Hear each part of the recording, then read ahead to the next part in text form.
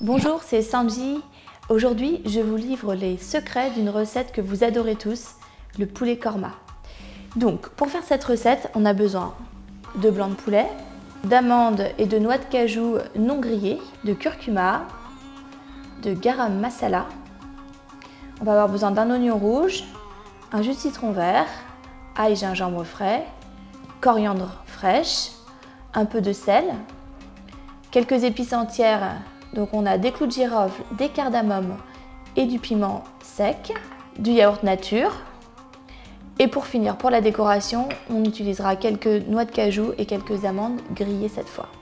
La première étape de notre recette, donc on va tout simplement faire tremper les noix de cajou et les amandes non grillées.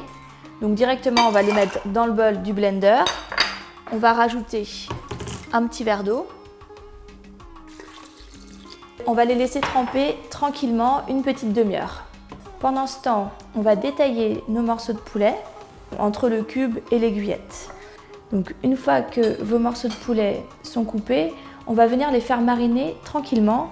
Donc on va tout simplement mettre un petit peu de yaourt dans un bol, une belle pincée de curcuma, de sel également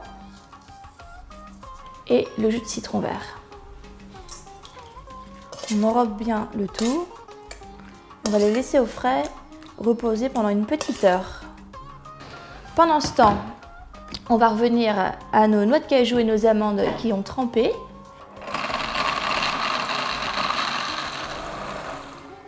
On obtient une sorte de crème très onctueuse de noix de cajou et d'amandes et c'est là tout le secret de la sauce korma.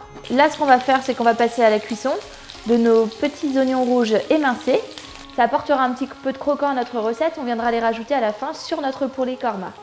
Donc on les fait tout simplement revenir dans une huile bien chaude, mais qui ne fume pas, puisque l'idée c'est pas de les cramer, c'est vraiment de les frire et que les petits oignons deviennent bruns et croustillants.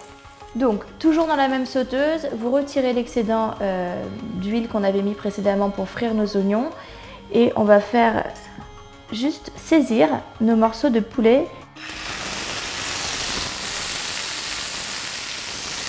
Une fois que vos morceaux de poulet sont juste saisis, qu'ils sont dorés et pas cuits à cœur, vous allez à nouveau donc les retirer de la poêle. On va les remettre dans le bol avec la marinade qui reste. On baisse le feu, on rajoute un petit filet d'huile et on va venir faire revenir nos épices. Donc dans un premier temps, les graines de cardamome verte que vous aurez préalablement un petit peu écrasées avec le couteau, des clous de girofle, et les piments secs. On va également rajouter le garam masala.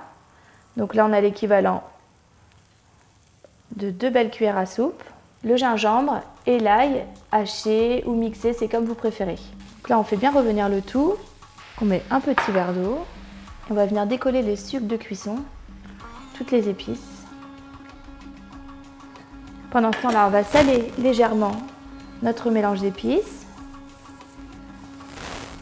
Vous prenez des noix de cajou tout simplement grillées. On va les hacher grossièrement et on va faire la même chose avec la coriandre également. Donc le liquide s'est évaporé de moitié. On va pouvoir à nouveau rajouter donc le poulet et la marinade qui restait au yaourt ainsi que notre préparation noix de cajou, amandes qu'on a réduit en une crème. Maintenant, on va couvrir notre préparation et on va laisser cuire à feu couvert, à feu doux, pendant une quinzaine de minutes. On va rajouter donc nos petits oignons frits, les noix de cajou concassées, les amandes effilées et grillées, un peu de coriandre fraîche, une petite rondelle de citron. Et voilà. Donc, vous connaissez maintenant le secret du poulet korma. Vous n'avez plus qu'à la réaliser vous-même. A bientôt dans mon émission Bollywood Kitchen sur Cooking the Tube.